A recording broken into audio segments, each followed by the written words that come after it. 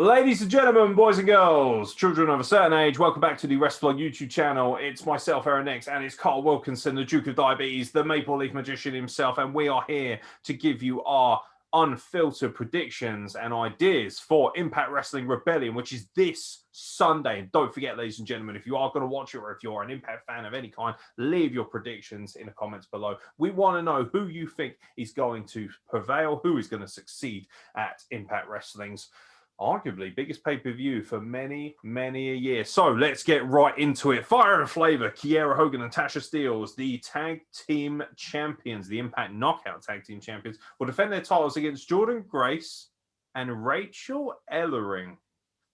Oh, really?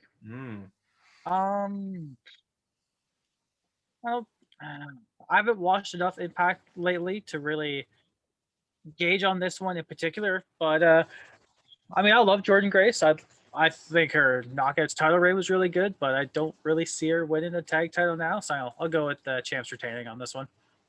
Yeah, I've actually, I think I'm pretty sure I've successfully predicted every single one of their matches so far.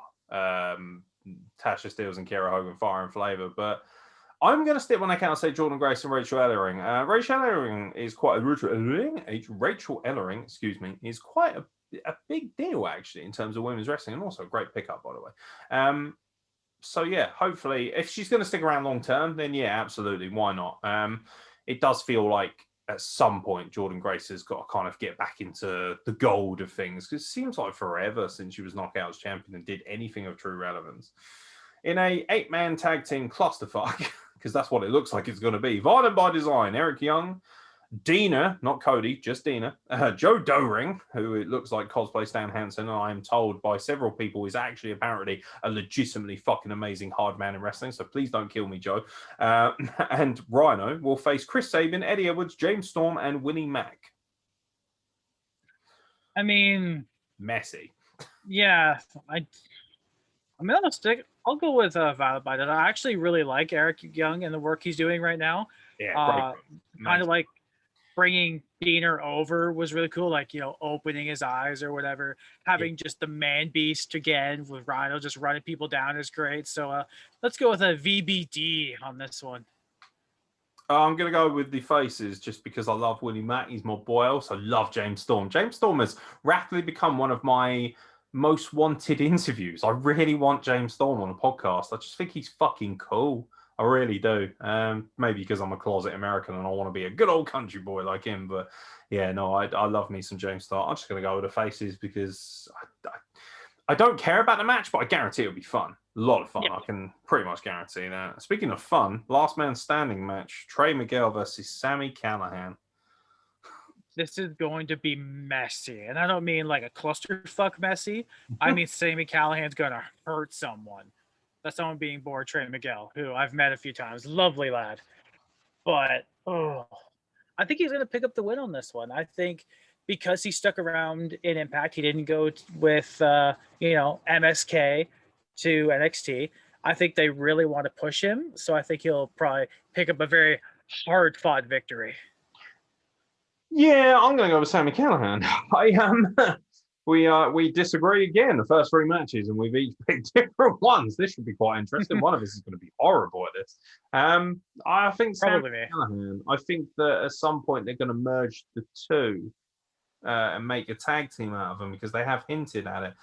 There's been a lot of stuff going on. I know Sam Beal as well, who was a real big product of Trey Miguel's training school in Ohio. He's kind of been involved in this rivalry as well. So, yeah, I'm very curious to see how it goes. But I actually think this could steal the show. This could be a real sleeper here. I love Sami Callihan. He seems to be getting right back to where he belongs as the kind of maniacal, evil heel. And, he's got competition now, hasn't he, with guys like Eric Young running around. So it's actually kind of cool to see him in this role. And I think he's really got the best out of Trey Miguel as well, because you would have been forgiven for thinking that Trey Miguel might have suffered a little bit, might have kind of been left afloat, set afield, or, left behind by MSK moving on. And actually, he's kind of redefined himself as a singles wrestler. I think that's really fucking awesome, because he was always the small, flippy guy. And now he's got so much going for him, great layers, and we're getting to see character out of him. So, should be a great match nonetheless. Matt Cardona versus Brian Myers again. I don't care. No, I mean, I've always been a Zack Ryder guy, so I'll go with Matt Cardona, but I don't think it's actually possible for me to care less. It's a shame because I used to love the Edgeheads, and I love all the work they've done, but fucking hell, like they've been wrestling each other what seems like every goddamn week on this show, and it's not even like they're bad wrestlers. They're good. It's just I'm bored of it. I'm tired of it. I think this is finally where we get the merger of the two. Maybe Matt Cardona is going to turn heel and join Brian Myers just for a laugh, and just because I have disagreed with you on everything so far, I'm going to go with Brian Myers because why the fuck not? Even though I'm pretty sure, actually, yeah, he keeps losing high-profile matches. Brian Myers needs something here, and yeah, whatever. Matt Cardona seems to be embroiled in a little rivalry with EC3. Have you seen this on social media? I have not. I'd be interested in that. Really cool. Check out EC3 social media. Something entirely different. Really going with this control your narrative, change your narrative kind of disposition. And they had this little thing where he kind of slagged off Matt Cardona, and then Matt Cardona met him in a restaurant and they started fucking shooting on each other. Really cool. Really different. Really changing the game, and apparently could be a rivalry in Ring of Honor to look out for. So Ring of Honor really warming up nicely. People need to start checking that out and taking it more seriously. The Knockouts Championship is on the line, finally. Feels like forever. Tenille Dashwood will challenge Deonna Purrazzo. I mean, I love both. Yeah, like Dashwood has been garbage. Not through, she's beautiful and amazing, but they just have not done anything with her for months. And now all of a sudden, she's, the title contender. So... I mean, you gotta go with the champ on this one. I think Deonna Purrazzo has done incredible since she joined Impact.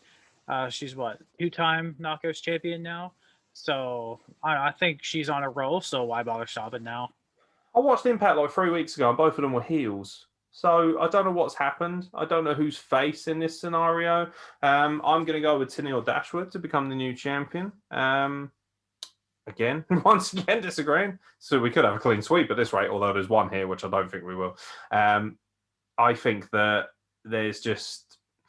I get the impression, because there's Susie dynamic and Susan or whatever she's been doing. That's been rolling along for a while, and she's kind of been in the corner of, Deonna Purrazzo and Kimberly. So, yeah, I think she's going to get involved, and she's going to cost Deonna Purrazzo. And then They always went with this angle, right? That James Mitchell, the sinister minister, what a man, and he basically said, "Yeah, sure, I'll take Susie or Sue Young, shall I say, out of the equation, but it'll cost you." And there's never been repercussions for that yet. And I think that they're going to build to that, because if there's one thing I will give Impact credit for, they are happy to commit to long-term storytelling, even if people forget about it. We saw what they did with Aces and Eights, for better or for worse. They dragged that out for a very, very long time. And actually, the storyline itself was really well done, at least for a while, until it just got diluted. So, Tenille Dashwood with Caleb with a K. So I assume she's still healed, because he's a fucking douchebag. The Impact World Tag Team Championships are on the line. Finjuice, David Finlay. My name is Finlay, and I love some juice. David Finlay and Juice Robinson, the champions, defend in the rematch against the Good Brothers, Doc Gallows and Carl Anderson. I think I gotta go with the Good Brothers on this one. I think with what I'm assuming the next match is and our prediction, there's no way it can actually be different for that one. Everyone's gonna want the gold, so I'm gonna go with the Good Brothers on this one. Yeah, I think we finally agree, actually. I do want to pick Finjuice just to be a bell end and just pick against you, but I don't think it makes sense, particularly as they are NJPW contracted talent. So unless they're going to stay over here, which I don't think they're going to, because they've actually been, this is the first time the Impact Tag Team Championships, I believe, have been defended since they won them. Yeah, in like 2 or 3 months, maybe. They've been fecking around, haven't they, in Japan, which is cool. Like, it's good that Impact have been able to show off their shiny belts a little bit in New Japan and that. But yeah, I think Gallows and Anderson, it wouldn't surprise me, because I think we all know what's going to happen in the main event, and it wouldn't surprise me if they want to have like the Elite with all the gold for the next Dynamite, Yeah. So, which is going to fucking suck. I just can't be bothered. I don't know, people are going to be like, that's how you're supposed to be because they're heels. No, it's just go away, Heat. I'll just skip through that and wait for the inevitably great women's wrestling that they're going to have. This is the main event for me. Three-way match for the Impact X Division Championship. Ace Austin defends his title against TJP and Josh Alexander. I mean, I'm not gonna not pick Josh Alexander. Oh, Canada! That's just how it's gonna be. I mean, I love Ace Austin too. I don't remember if he's Canadian or not. He was at Destiny a lot. TJP. No love for TJP, man. I think he's good. I'm getting there. I've just never seen him. I've seen both Alexander and Ace Austin at Destiny, but I mean, it's got to be Josh Alexander, right? It has to be. Because if it's not, they chose wrong. If it's not, I'm kicking off. I'm rioting if my boy Josh does it. Also, Josh promised me that when he captures TNA, or should I say Impact Wrestling Gold, he will come back on a podcast. So, my God, Ace Austin, you will give me what I want, and you will take the pinfall like a good little bitch, or I will come to your house and I will, God damn it, I will hand over an angry letter. And you... Call an audible, just lay down. Yeah, fucking, I want the finger poke of doom. No, I think this is gonna fucking be epic. It's gonna steal the show. This is gonna be incredible. The X Division has always been amazing. Josh Alexander is, for my money, genuinely, in terms of the way he carries himself and the way he works at his craft, he might arguably be the best wrestler in the world. I genuinely believe that. And it's not me blowing smoke because he was on my podcast. It's me blowing smoke because he is legitimately that good. You saw the tweets. He wakes up at 3:37 every goddamn morning to work at his craft. Tell me many people who can do that. He's up before the Rock's up, mate. And the Rock loves waking up early to fucking graft and grind. So yeah, it's Josh Alexander, and if he doesn't win, I'm going to be fucking furious, Impact, because I know what is really going to piss me off is the main event it's for the Impact World Championship and the AEW World Championship. So bar some ridiculously off-script, crazy, screwy disqualification finish, Rich Swan versus, I was going to say Kevin Owens then. That was a bit awkward. I have no idea why, although I much rather would have had that. That'd be a hell of a match, wouldn't it? Yeah, I mean, technically, they're both KO. Kenny Omega versus Rich Swan. I've never felt so deflated. It's so redundant. I don't even know why they're bothering. Just give him the belt. I feel sorry for Rich Swan. I'm happy for him because he gets a high-profile match against, the best wrestler in the world. Fuck off. It's a guy who wrestled with a blow-up doll. I'm not taking you seriously as a fucking wrestler. I'm just not. And people can say, what are you, Jim Cornette? No. It's just anyone who thinks it's cool to wrestle a blow-up doll is a fucking idiot. Sorry. Got no respect for you. There's only one use for a blow-up doll, guys. Come on. Yeah, exactly. Wrestling's not one of them. Exactly. So you can dress it as Batista and have a cosplay. Obviously. It's so obvious, isn't it? Kenny Omega's winning. Like, so 100%. Painfully obvious. To the point where if he doesn't, I will actually be in tears of joy. Because I cannot see anything where, there is no way Tony Khan is going to allow his champion, even if he, kayfabe doesn't like him, there's no way he is going to allow him to fucking lose on a TV program that gets, 100,000 to 150,000? And don't get me wrong, it should get a lot more. It absolutely should. But let's be honest, it doesn't do as well as it should. And that's mostly down to management and things of that nature and poor TV deals and whatever it may be. And also, bad blood from back in the day. But there's no way he's going to allow Kenny Omega to lose. No way. And we're just going to have this stupid belt collector gimmick where he's going, I'm Impact, AAA, Mega Campione, and AEW champion. It's like, that's great, but... He ain't going to be an Ultimo Dragon. Do you know what really annoys me? You can't tell me that Kenny Omega... So if I sat down every wrestling fan, I said, you can have any wrestler outside of WWE to do this gimmick. They can be champion in AEW. They can then go to other companies and win titles and hoover them up and whatever. When they did it with the tag titles, remember the Hardy Boys? They were 8-time tag team champions across different companies. They won all kinds of different ones. They were considered one of the greatest tag teams of all times. So it was perfect. And also the Broken Hardys were fucking money at that point. And then what did they do? They dropped them all and they re-debuted in WWE and it was fucking sick at WrestleMania 33 and everyone had a great time. It's perfectly done. Kenny Omega, you can't tell me Kenny Omega is the best guy for this. You're telling me that you would rather have Kenny Omega as your literally the ultimate champion of wrestling over Pac or even John Moxley. or Eddie Kingston, you know, or even building up another. This is the other thing as well. Oh, we build our own stars here. Why is Kenny Omega and the Young Bucks champions then? Also, where are your African American champions? Just saying. Just saying. Why is it okay to shit on every other company if they don't push African Americans? But apparently AEW, it's okay if they don't have African American champions, or let's be honest, very few high quality or high caliber African American wrestlers that are getting a push at least. Man, WWE is what? What? 2? Got Bianca Belair, SmackDown Women's Champion. I forget R-Truth, baby, 24/7. Like I didn't even consider that because it's not a championship. What? Oh no, we're not having that on this. Absolutely not. You will not disrespect former TNA champion R-Truth. Hey, and NWA World's Heavyweight Champion. Ron Killings. No, man, I'm excited for Rebellion. I went to Rebellion in 2019, I believe it was, when Brian Cage won his championship. And then, Big Mike. I tried to get you on the podcast, and you were like, nah, that's all right. And I was like, disgraceful. Yeah, I was an asshole. And then I remember Big Mike came out to face him. Big Mike. And then the main event was the Lucha Brothers and LAX in that disgustingly sick ladder match.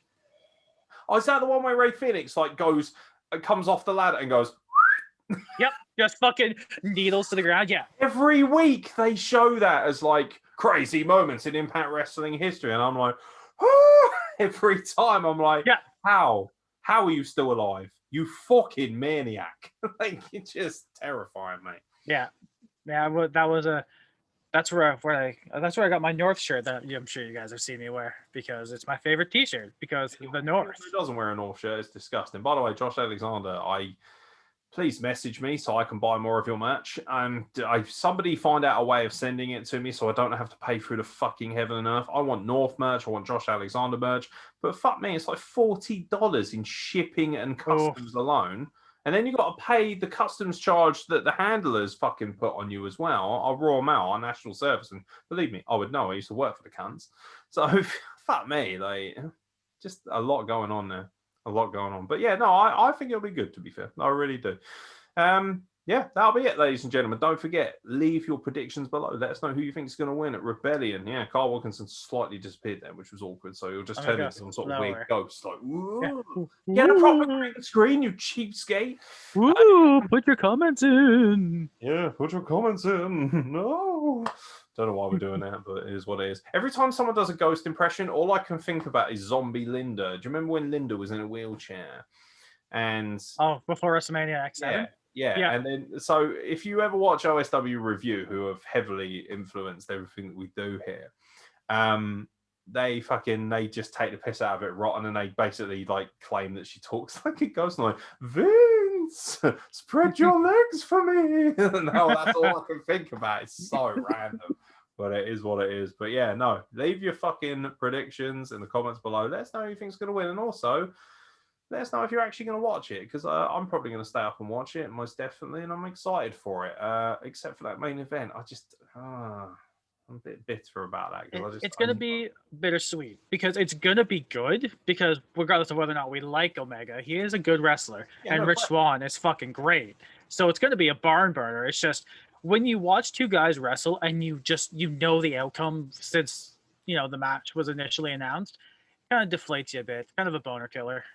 There's only one thing that will make me happy, and it's that's if basically Omega and Swan have a world-class 5-star match, and right at the end they both go for V triggers at the same time, and as they do, lights go out, and you just see a giant hand with a gauntlet go, and then they disappear, and both belts fall down, and then the lights come up, and Moose is standing there like, oh, and I'll be like, oh my god, give me everything. He might get involved. Man, I could see him getting involved. I think he might cost Rich Swan the title. I think that's probably what kind of line they're going down, because Rich Swan got that huge upset victory over him at the last major pay-per-view. So yeah, we'll see what happens though. Should be a good one. So yeah, I'm excited. Yeah, absolutely. But yeah, thanks for checking us out, guys. Hopefully you're going to get involved. Let us know what your predictions are and everything involved and all that sort of nonsense. Don't forget to like, subscribe, comment, all that jazz. Help out the algorithm. And most importantly, we'll catch you very soon for more content from the Wrestle Club. Go on. Go on. Go on.